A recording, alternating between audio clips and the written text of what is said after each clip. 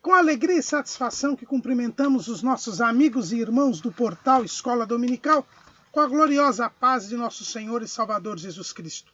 Estamos dando início a mais uma pré-aula, esta ferramenta que o portal Escola Dominical disponibiliza no início da semana, para que os irmãos possam melhor preparar a sua aula da Escola Bíblica Dominical. Leiam a Revista das Lições Bíblicas, assistam a esta pré-aula, leiam a revista, assistam a esta pré-aula e também leiam os textos de apoio que nós disponibilizamos no site do portal Escola Dominical. E não só os textos de apoio que disponibilizamos no site do portal, mas na página inicial do site vocês têm os atalhos das nossas redes sociais, no Facebook, no LinkedIn, no Twitter, e lá nós disponibilizamos, postamos dezenas de links de textos de apoio, slides e de videoaulas de todas as faixas etárias do currículo da CPAD e até de outros currículos de Escola Bíblica Dominical. E aí os irmãos terão melhores condições de preparar a sua aula da Escola Bíblica Dominical.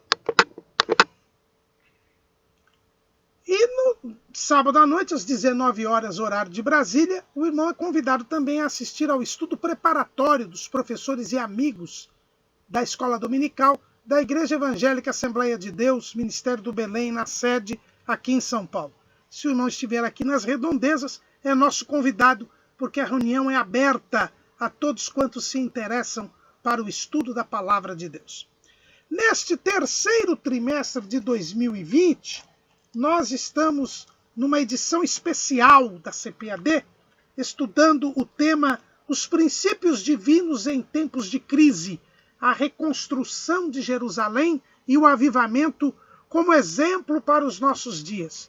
É a reedição de um estudo que foi feito no terceiro trimestre de 1993, com o comentário do saudoso missionário Eurico Bergstein, que naquele tempo tinha o título Avivamento, uma necessidade dos dias atuais, onde o missionário Eurico nos leva ao estudo dos episódios que envolvem o período de formação da comunidade do Segundo Templo, desde o término do cativeiro da Babilônia até o governo de Neemias, e extrair destes episódios lições sobre o avivamento espiritual. E nós estamos no terceiro bloco do trimestre, onde nós estamos estudando sobre a reconstrução de Jerusalém. E hoje estaremos estudando a lição de número 8. As causas da desunião devem ser eliminadas. Causas de desunião devem ser eliminadas. Na lição passada, nós vimos que uma exigência do avivamento é a santidade. Hoje nós vamos ver uma outra exigência do avivamento, que é a união. A união que forma a unidade. É na união que nós vamos ter um ambiente para o avivamento. Não há avivamento quando não se tem união. E ao falar em união, nós temos que nos lembrar imediatamente do Salmo 133. O Salmo 133, que é um dos cânticos dos degraus. E que é os cânticos dos degraus. Em algumas traduções diz os cânticos de peregrinação ou os cânticos de romagem. O que é isso? São salmos que eram entoados pelo povo enquanto eles iam a Jerusalém. Os irmãos sabem que, por ordem da lei, o povo deveria, ou os homens deveriam comparecer ao templo 3 vezes ao ano, em 3 festividades. O comparecimento era obrigatório em 3 festividades. A festividade da Páscoa, a festividade de Pentecostes, ou Festa das Semanas, e a festividade da Festa dos Tabernáculos. O comparecimento dos homens era obrigatório. E quando eles iam a Jerusalém, no caminho, as caravanas das cidades que iam a Jerusalém, ao templo, eles iam louvando a Deus, cantando salmos Que salmos? Os cânticos dos degraus. Eles são chamados de cânticos dos degraus, segundo alguns estudiosos, porque, como eles estavam indo a Jerusalém, que era um lugar alto, eles estavam subindo, indo à presença de Deus, porque o templo era a casa de Deus. Outros entendiam que porque estes salmos eles eram entoados pelos levitas nestas festividades, o povo já vinha cantando estes salmos, e como uma recepção, como um sinal de boas-vindas aos peregrinos, os corais do templo também entoavam estes salmos, cantando nos degraus da entrada do templo. Então, por isso também eles são conhecidos como cânticos dos degraus. Há essa discussão aí, por quais os motivos, ou até os dois, porque um não exclui o outro. E que salmos são estes, irmão Caramuru? É do Salmo 120 até o Salmo 134. Então, do Salmo 120 ao 134, todos eles são os cânticos dos degraus. E o Salmo 133 é esse salmo. E este salmo diz: Cântico dos degraus de Davi. Ó, quão bom e quão suave é que os irmãos vivam em união. É como óleo precioso sobre a cabeça, que desce sobre a barba de Arão, e que desce a orla das suas vestes. Como o orvalho de Hermon, que desce sobre os montes de Sião, porque ali o Senhor ordena a bênção e a vida para sempre. Onde existe a união, o Senhor ordena a bênção e a vida para sempre. Ora, o que é um avivamento? Avivamento é tornar vivo. Avivamento é tornar a vida intensa. Avivamento é aumentar a vida. Avivamento é aviventar. Olha, se o Senhor ordena a bênção e a vida para sempre, onde há união, sem união não há avivamento. Sem união não há avivamento. Então é necessário que nós tenhamos união para que haja avivamento, para que a bênção de Deus esteja presente. E é o título da nossa lição: as causas da desunião devem ser eliminadas. Tudo que causa desunião, tudo que causa divisão, tudo que causa partidarismo tem de ser eliminado. Senão não há avivamento, senão não há crescimento espiritual, senão não há vida espiritual. O apóstolo Paulo repreendeu duramente os crentes de Corinto. Por quê? Porque lá estava um ambiente de partidarismo, um ambiente de sentimento faccioso. Lá em 1 Coríntios, capítulo 1, o apóstolo Paulo começa repreendendo a igreja de Corinto com o partidarismo. Ele diz assim, capítulo 1, versículo 10, rogo-vos, porém, irmãos, pelo nome de nosso Senhor Jesus Cristo, que digais todos uma mesma coisa, e que não haja entre vós dissensões. Antes, sejais unidos em um mesmo sentido e em um mesmo parecer. Porque a respeito de vós, irmãos meus, me foi comunicado pelos da família de Cloe que há contendas entre vós. Quero dizer com isto que cada um de vós diz: eu sou de Paulo, e eu de Apolo, e eu de Cefas, e eu de Cristo. Está Cristo dividido? Foi Paulo crucificado por vós? Ou fostes batizados em nome de Paulo? O povo de Deus é unido. Tem de estar unido. Senão não é povo de Deus. Senão ele é destroçado. Paulo, quando ele fala da igreja, lá na Epístola aos Efésios, que nós estudamos no trimestre passado, Efésios, Paulo fala do mistério de Cristo, que é a igreja. Ele diz o quê? No capítulo 4, versículo 3. Procurando guardar a unidade do Espírito pelo vínculo da paz. há um só corpo e um só espírito, como também fostes chamados em uma só esperança da vossa vocação.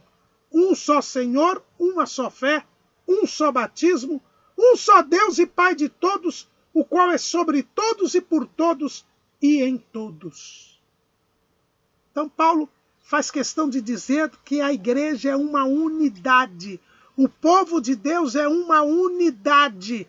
E nós devemos guardar a unidade do Espírito pelo vínculo da paz.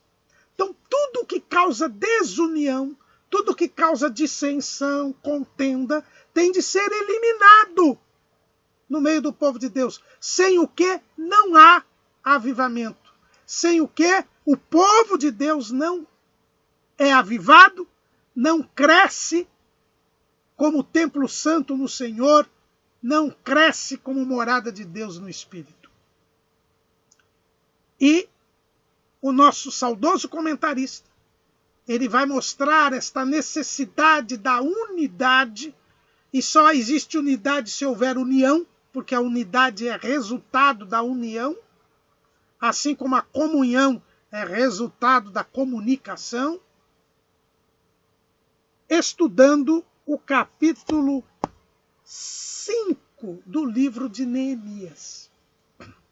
Neemias começou a reconstrução do templo, da cidade, dos muros de Jerusalém. Ele animou o povo. Nós vimos isso na lição de número 3. Ele animou o povo. Ele foi olhar, fez uma inspeção no local e depois ele chamou o povo. E a reação do povo foi de bom grado. Todos se uniram para executar a obra. É o que nós vemos ali em Neemias, capítulo 2, versículo 18. Então lhes declarei como a mão do meu Deus me fora favorável, como também as palavras do rei, que ele me tinha dito. Então disseram, levantemo-nos e edifiquemos. E esforçaram as suas mãos para o bem. Então, Neemias, ele convenceu o povo, ele fez o povo comprar a sua ideia. E aí eles começaram a edificar. E o capítulo 3 do livro de Neemias fala sobre as portas de Jerusalém, como cada uma das portas foi uma parte do povo. Todos se uniram para construir os muros de Jerusalém. A começar do sumo sacerdote, que começava ali pela porta do gado, no capítulo 1, os irmãos veem como todos se juntaram para poder construir o templo. Então houve uma união, sem o que a obra não poderia ser realizada. Se os muros foram construídos em 52 dias, é porque estes 52 dias eram dias porque todos se uniram e incansavelmente construíram o templo. Se todos não tivessem se unido, não se poderia ter tido essa construção num tempo tão rápido. Não fosse esta união, jamais teriam terminado a obra em tão pouco tempo. Mas, a partir do momento que eles se uniram para fazer a obra, houve 2 problemas que surgiram. Nós vamos estudar na próxima lição, que é a oposição dos inimigos. Os Tobias, Sanbalat e Gesem se levantaram contra a obra. É o inimigo que se levanta contra a obra. Mas, se o inimigo vem de fora para perturbar a obra, nós temos também fatores internos que podem, quer dizer, de dentro do povo, que podem perturbar a obra. E um destes sentimentos é a desunião. Uma destas forças que vem tentar impedir a obra é a desunião. E Neemias teve que enfrentar estes dois fatores perturbadores. O inimigo exterior, que combatia a obra, e o inimigo interno, que também combatia a obra, mas combatia de dentro do povo.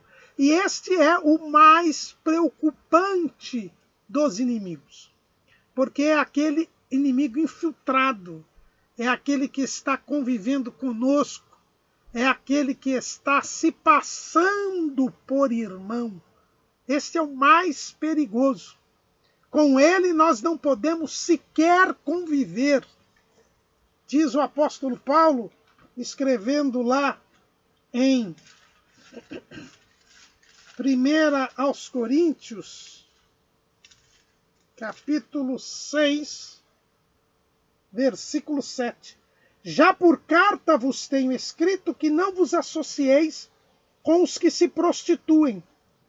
Isso não quer dizer absolutamente com os devassos deste mundo, ou com os avarentos, ou com os roubadores, ou com os idólatras, porque então vos seria necessário sair do mundo. Mas agora escrevi que não vos associeis com aquele que, dizendo-se irmão, for devasso, ou avarento, ou idólatra, ou maldizente, ou beberrão, ou roubador. Com o tal, nem ainda comais. Então, os irmãos notam que Paulo está dizendo dos falsos irmãos, que têm o mesmo comportamento que qualquer pessoa do mundo, mas é um falso irmão. Por quê? Ele faz tudo o que o mundano faz, mas ele se diz cristão. Ele se diz salvo. Esse é o mais perigoso. E são esses que fomentam, que causam as divisões. Por quê? Porque essas pessoas não têm o Espírito. É o que diz o outro irmão do Senhor, o Judas.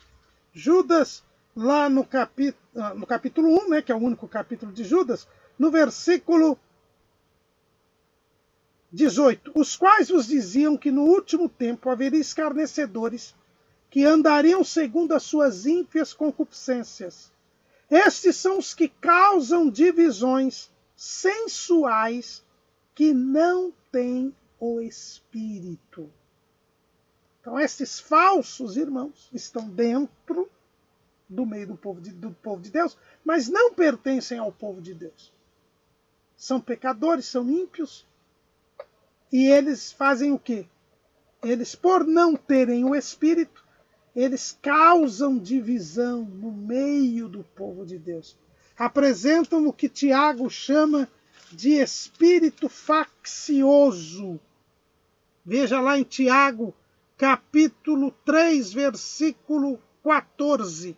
Mas se tendes amarga inveja e sentimento faccioso em vosso coração, não vos glorieis, nem mintais contra a verdade. Essa não é a sabedoria que vem do alto, mas é terrena, animal e diabólica. Porque onde há inveja e espírito faccioso, aí há perturbação e toda obra perversa.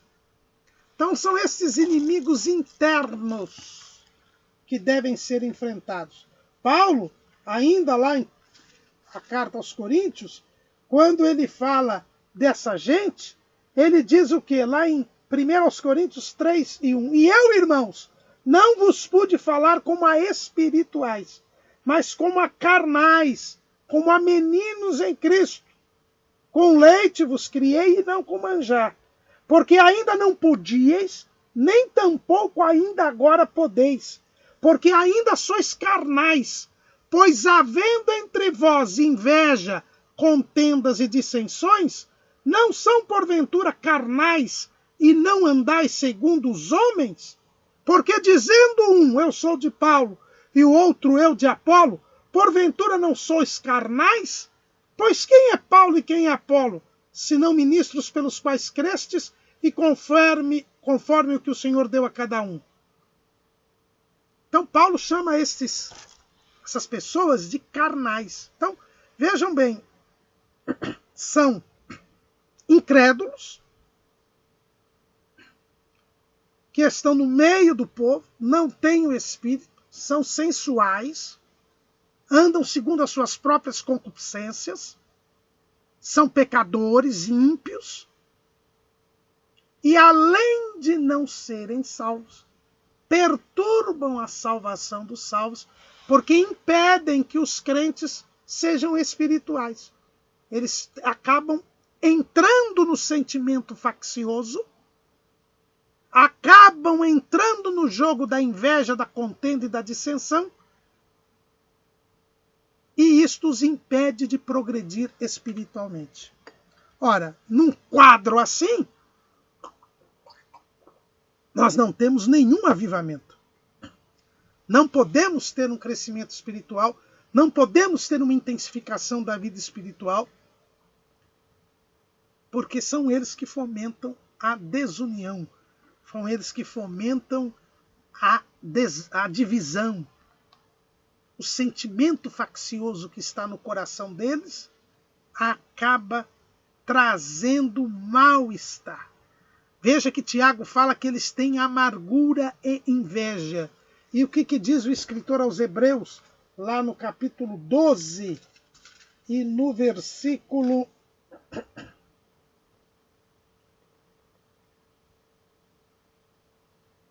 15. Tende cuidado de que ninguém se prive da graça de Deus e de que nenhuma raiz de amargura brotando vos perturbe e por ela muitos se contaminem. Essa gente é como praga no meio de uma lavoura. Quando uma praga vem no meio da lavoura, ela se prolifera e ela danifica a cultura, danifica a produção e até mata algumas das plantas. Parte da lavoura. Esta praga que entra no meio da lavoura de Deus, que é a igreja, que é o povo de Deus. E é por isso que estas causas de desunião devem ser eliminadas, como diz o título da nossa lição. E estas causas, que são eliminadas, estão previstas ali. E o trabalho de Neemias para a eliminação destas causas, os irmãos encontram lá no capítulo 5 de Neemias. Neemias estava construindo os muros de Jerusalém.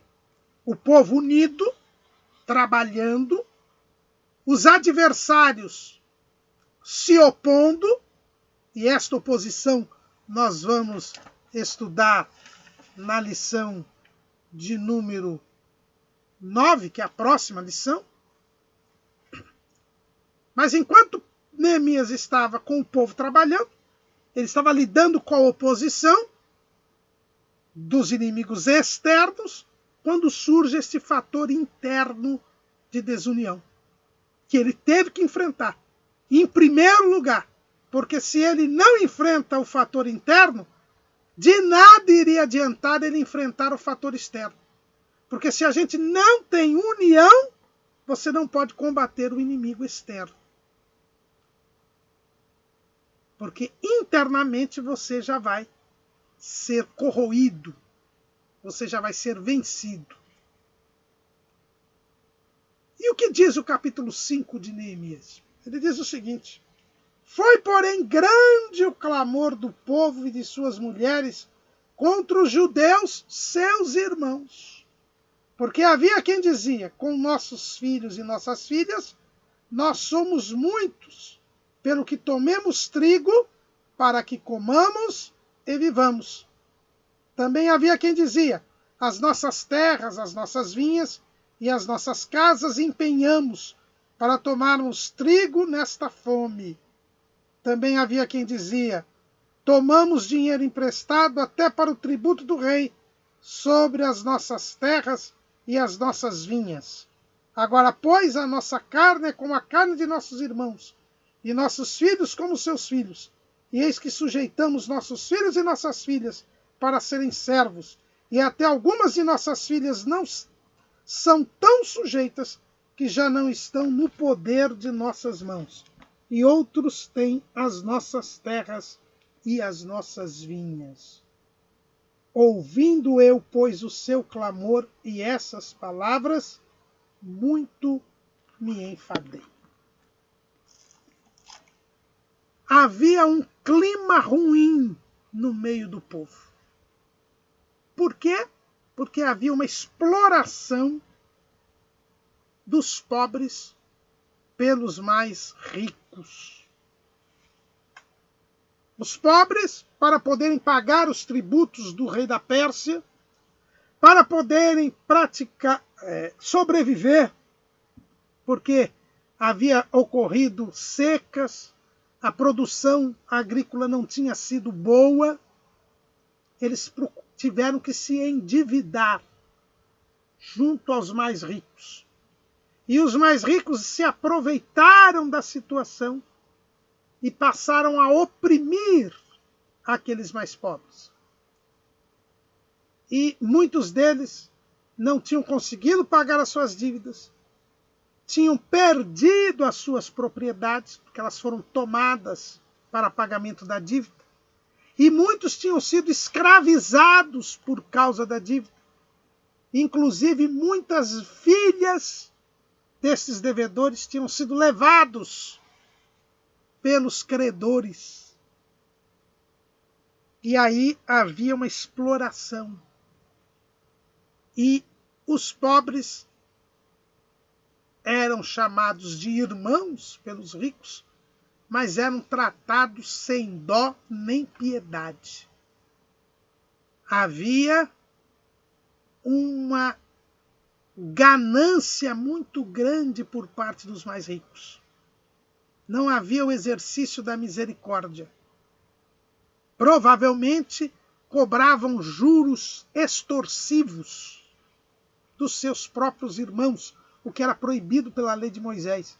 A lei de Moisés proibia que o judeu cobrasse juros altos para dos outros judeus. Em Êxodo 22 e 25, está lá, na lei civil, a primeira porção que Deus deu da lei para Moisés. Está escrito assim: se emprestares dinheiro ao meu povo, ao pobre que está contigo, não te haverás com ele como um usurário, nem lhe imporás usura. Em Levítico, capítulo 25, versículo 36, está escrito: não tomarás dele usura nem ganho, mas do teu Deus terás temor, para que teu irmão viva contigo. Não lhe darás teu dinheiro com usura, nem darás o teu manjar por interesse. Lá em Deuteronômio, capítulo 23, versículo 19, a teu irmão não emprestarás a usura, nem a usura de dinheiro, nem a usura de comida, nem a usura de qualquer coisa que se empreste à usura. E aí o versículo 20 dizia: ao estrangeiro emprestarás a usura, porém a teu irmão não emprestarás a usura, para que o Senhor teu Deus te abençoe em tudo que puseres a tua mão na terra, a qual passas a possuir. E eles estavam cobrando juros extorsivos dos mais pobres. Você lê isso aqui em Neemias 5 e 7. E considerei comigo mesmo no meu coração. Depois pelejei com os nobres e com os magistrados e disse-lhes: usura tomais cada um de seu irmão. E ajuntei contra eles um grande ajuntamento. O salmista, lá no Salmo 15, Davi já tinha dito o seguinte: olha, quem vai subir ao monte do Senhor? Aquele que não empresta o seu dinheiro com usura. Havia uma exploração muito grande a respeito dos mais ricos com relação aos mais pobres. E isso gerou uma insatisfação, uma desigualdade social. Estavam todos construindo os muros de Jerusalém. Neemias pedia que todos colaborassem, porque aquilo é para o povo. O povo tinha que cercar a cidade para guardar o templo, porque todos eram filhos de Deus, todos eram do povo de Deus, todos deveriam adorar a Deus. E os mais pobres começaram a dizer: nós somos irmãos, nós estamos aqui trabalhando junto com os ricos também estavam trabalhando, mas na hora dos negócios não tem nada de coisa de irmão, não. Temos que pagar juros extorsivos. Tomaram as nossas terras, tomaram o nosso trigo, tomaram as nossas filhas. E eles começaram a se queixar. Eles começaram a se queixar da falta de misericórdia e da desobediência dos mais ricos. Porque eles estavam, sobretudo, pecando. Porque havia mandamentos, e nós lemos aqui os mandamentos, que proibia a cobrança de juros extorsivos, a cobrança de usura.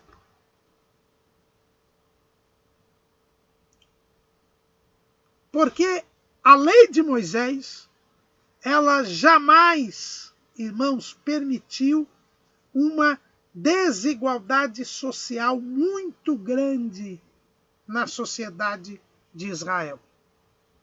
Veja que não é bíblico que não haja pobres. Não é bíblico um regime comunista. Na lei de Moisés, Deus mandava cuidar do pobre, do órfão, da viúva, do necessitado. Sinal de que haveria necessidade, haveria pobreza. A pobreza em si não é uma injustiça. A injustiça está no pecado. E Deus, sabendo que o pecado existe no mundo, Ele não nos engana. O pecado é injustiça. Então o pecado faz com que os homens tenham uma desigualdade social. O próprio Deus, ao pronunciar os castigos em virtude do pecado, disse que a mulher seria inferiorizada socialmente em relação ao homem.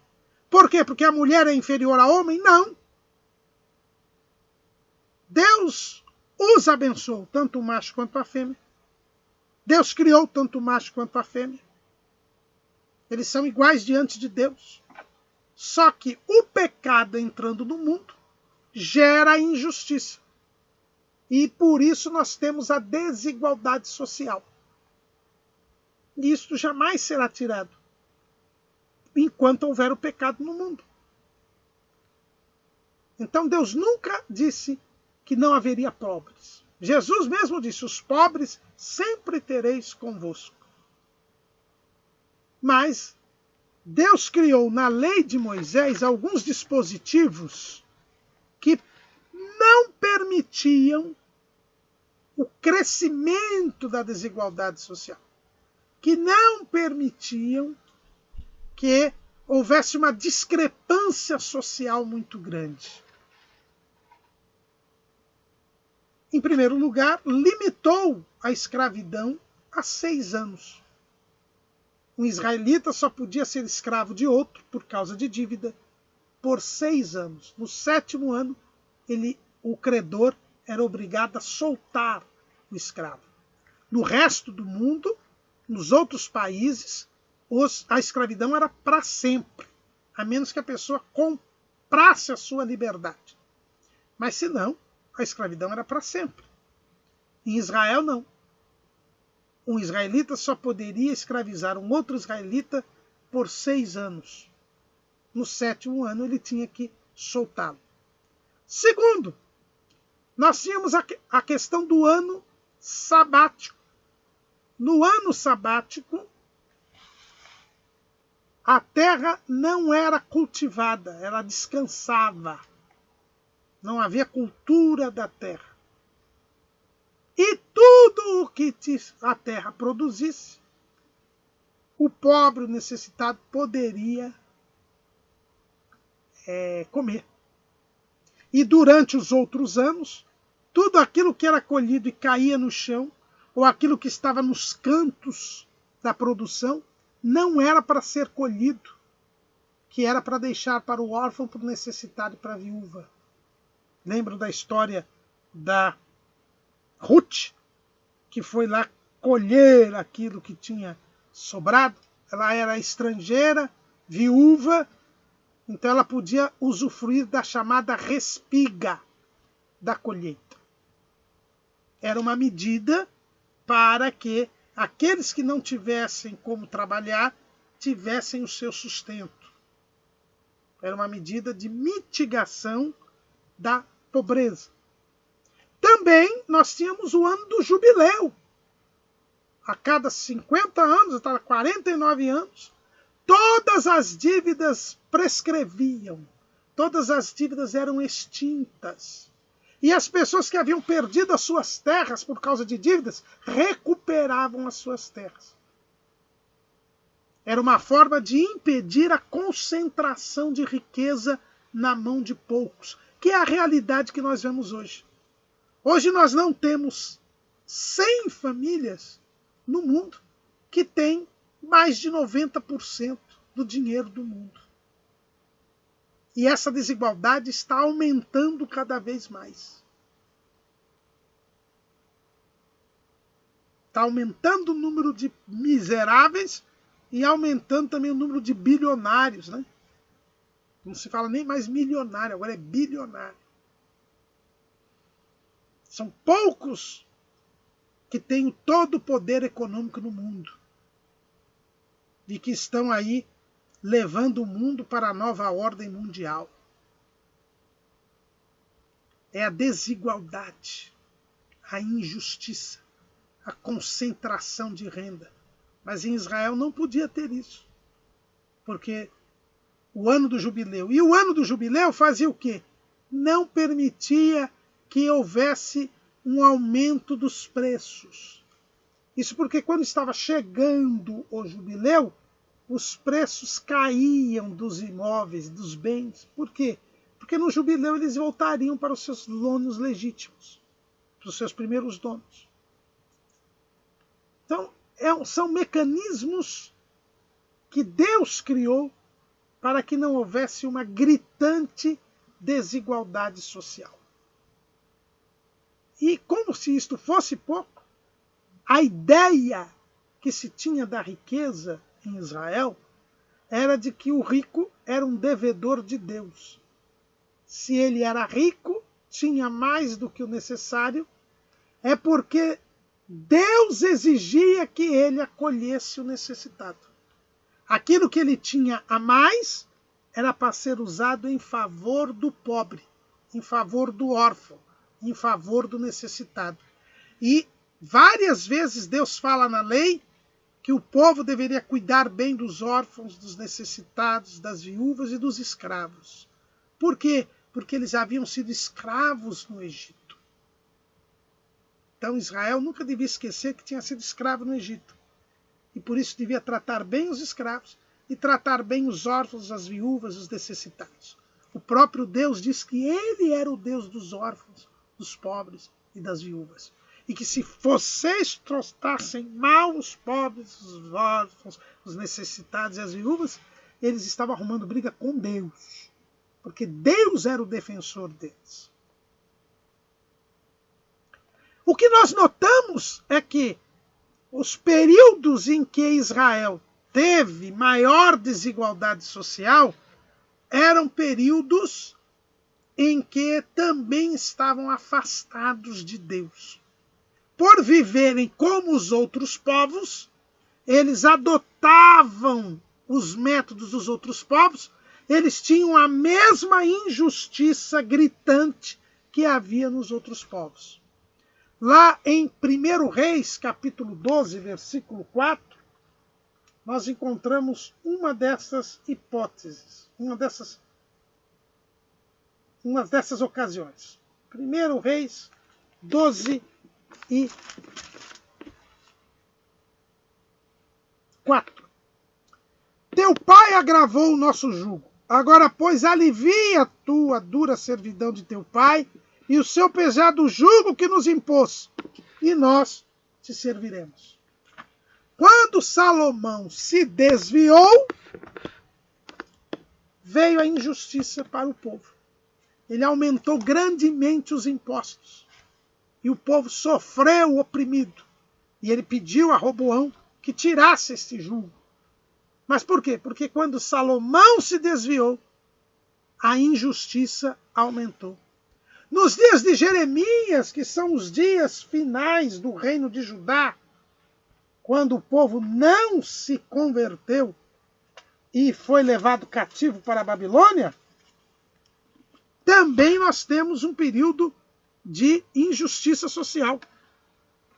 Com relação à escravidão, lá em 34:8 de Jeremias, a palavra do Senhor que veio a Jeremias depois que o rei Zedequias fez concerto com todo o povo que havia em Jerusalém para lhes apregoar a liberdade, que cada um despedisse forro o seu servo e cada um a sua serva, hebreu ou hebreia, de maneira que ninguém se fizesse servir deles, sendo judeus seus irmãos. E ouviram todos os príncipes e todo o povo que entrou no concerto, que cada um despedisse forro o seu servo e cada um a sua serva, de maneira que não se fizessem mais servir deles. Ouviram, pois, e o soltaram. Mas depois se arrependeram e fizeram voltar os servos e as servas que tinham libertado e os sujeitaram por servos e por servas. Nos dias de Zedequias, o último rei de Judá, o profeta Jeremias chamou a atenção do povo, porque eles estavam escravizando sem prazo determinado, perpetuamente, desobedecendo a lei de Moisés. E aí então eles soltaram o povo, porque o profeta falou, o rei acolheu e mandou que soltassem os escravos. Mas depois eles se arrependeram e escravizaram de novo. E aí Deus trouxe um duro castigo. Diz que por causa disso eles iriam ser levados cativos para a Babilônia. E foi o que aconteceu. Foi o que aconteceu. Então nós vemos que quando há uma desigualdade social crescente, é porque as pessoas estão fora da direção de Deus. É porque Israel estava fora da direção de Deus, estava desviado. Porque não é da vontade de Deus que haja uma injustiça social. A existência de ricos e pobres é inevitável, mas é preciso diminuir essa diferença. Não pode haver uma exploração desmedida, porque isto causa desunião no meio do povo. Causa amarga inveja, sentimento faccioso. E isso impede a bênção e a vida para sempre. É por isso que profetas de Deus foram levantados para denunciar a injustiça social. Amós, Miqueias, o próprio Jeremias. E o povo começou a reclamar que estava sendo explorado pelos nobres, pelos magistrados. E Neemias diz que se cansou de tanta reclamação. E ele viu que aquilo iria impedir a conclusão da obra. Aquilo iria impedir que a vontade de Deus se fizesse. Porque não era da vontade de Deus a presença daquela exploração. E por isso Neemias, diante daquela situação, ele decidiu mudar aquela situação. E primeiro, o texto que nós já lemos, ele tem um ponto interessante. Ele diz assim: e considerei comigo mesmo no meu coração. Primeiro ele considerou aquela situação dele. Por quê? Porque até ele também já tinha entrado nessa. Olha o que diz o próprio Neemias. Neemias 5:13. Também o meu regaço sacudi e disse: assim sacuda a Deus a todo homem da sua casa e do seu trabalho que não cumprir esta palavra. e assim seja sacudido e vazio. E toda a congregação disse amém. Também desde o dia em que fui, versículo 10, também eu, meus irmãos e meus moços, a juro lhes temos dado dinheiro e trigo. Deixemos este ganho. Então a primeira coisa foi o próprio Neemias se conscientizar de que ele estava infringindo a lei. Ele também tinha emprestado dinheiro a juros. Era comum, todo mundo estava fazendo.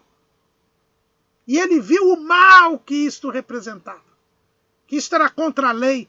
E isso estava perturbando a nação, perturbando o povo. Então ele foi o primeiro que abriu mão daquele juro, que abriu mão daquela exploração. É por isso que a Bíblia diz que eu considerei comigo mesmo.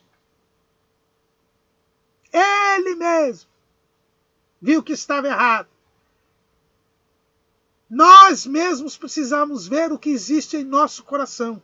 Veja que Tiago diz, se tendes amarga inveja e sentimento faccioso em vosso coração, nós precisamos circuncidar o nosso coração, submeter a nossa vida ao Senhor. Nós não podemos ser um fator perturbador da união. É por isso que Paulo diz, guardemos a unidade do Espírito pelo vínculo da paz. Não permita que você seja uma causa de desunião. Se você ficou magoado com alguém, ressentido com alguém, se você está sentindo inveja de alguém, tire isto do seu coração. Porque isso vai impedir que o povo de Deus obtenha o avivamento. Isso vai impedir que Deus mande a bênção e a vida para sempre no meio do povo, no meio dos irmãos. Porque não há união. Deixemos de lado as práticas mundanas, mesmo que sejam tradicionais. Neemias chegou e viu que todo mundo emprestava dinheiro a juro. Alguém pode ter vindo pedido dinheiro a juro para ele. E ele deu na taxa do dia. Esqueceu de Êxodo 22, 25, Levítico 25, 35, 36, 37.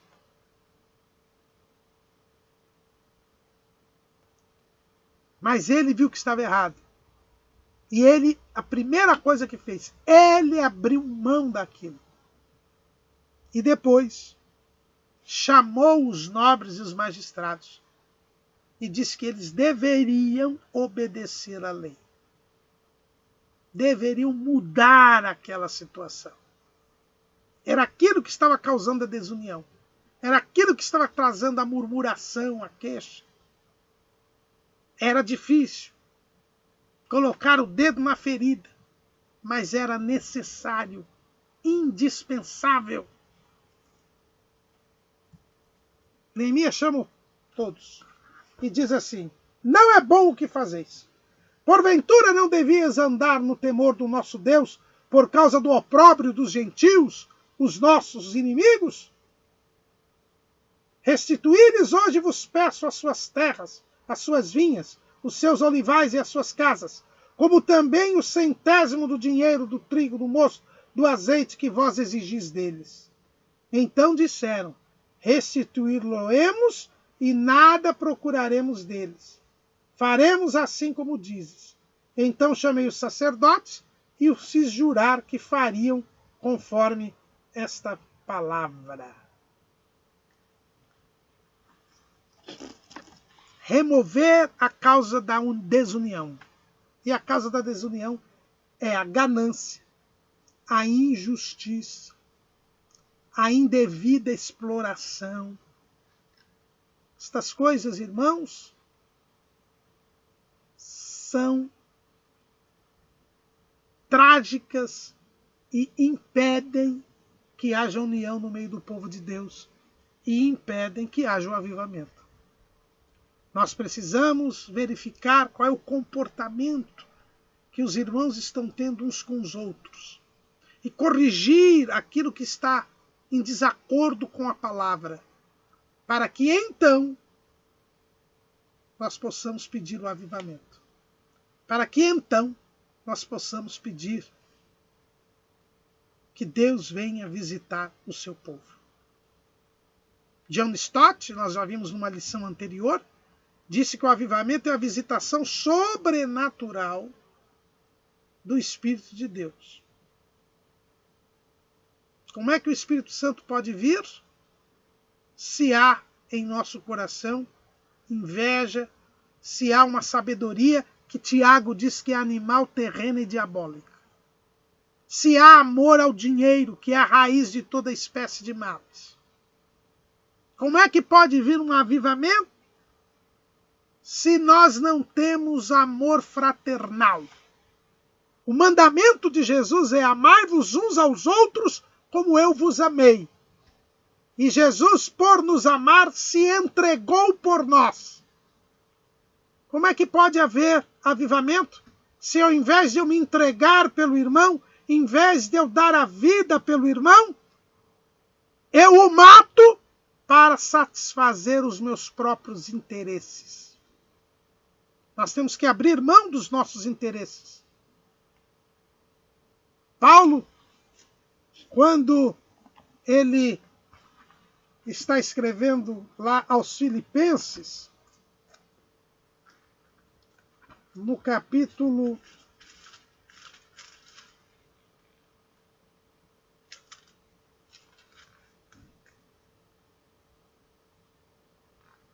2,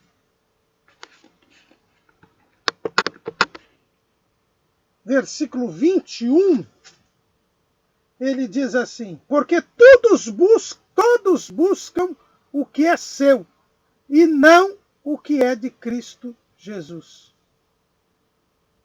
Paulo lamenta que ele encontrou algumas pessoas que buscavam o que era seu e não o que era de Cristo.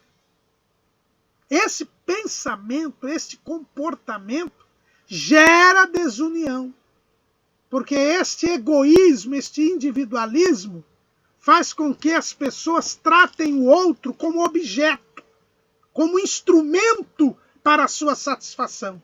Não veja o irmão como imagem e semelhança de Deus, como filho de Deus. E não foi assim que Jesus se comportou. Nós não podemos permitir isso. Lá, Neemias viu que os nobres e magistrados queriam se enriquecer.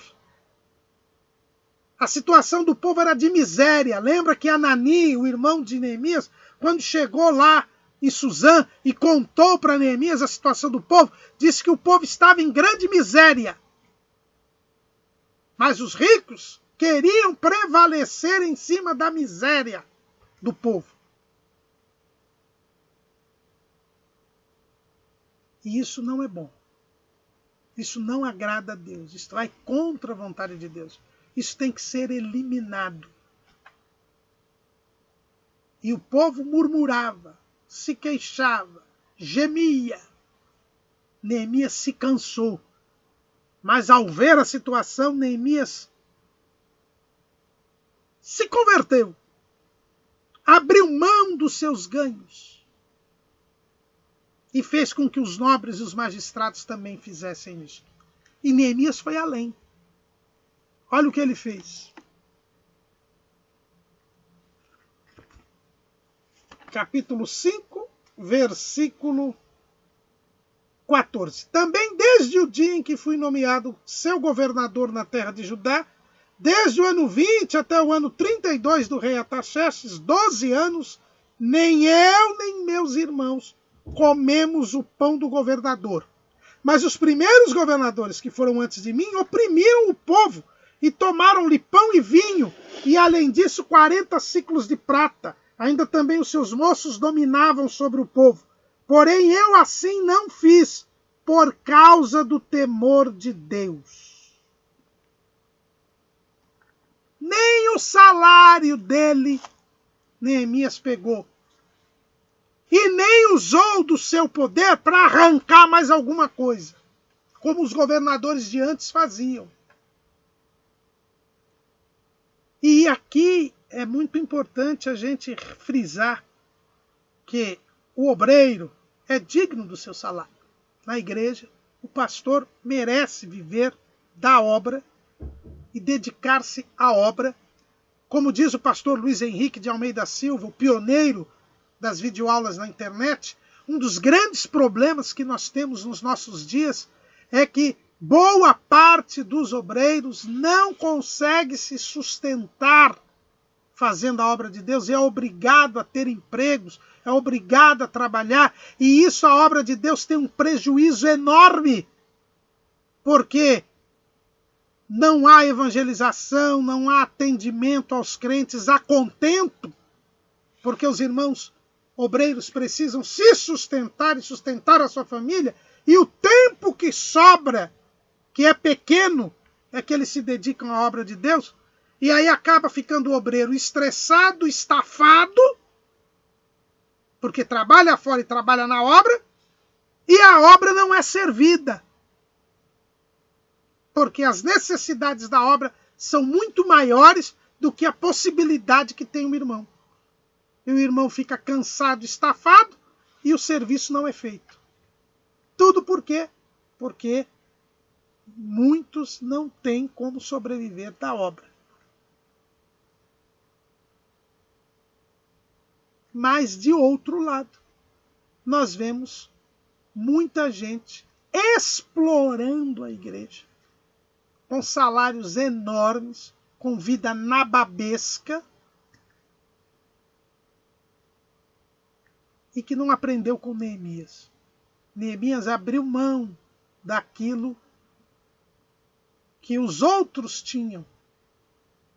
Abriu mão até daquilo que ele poderia válida e legitimamente ter.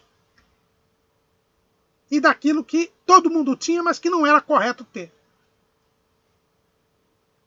Por quê? Porque ele queria o bem-estar do povo. Porque ele queria que o povo estivesse unido, porque ele sabia da condição do povo, da pobreza do povo.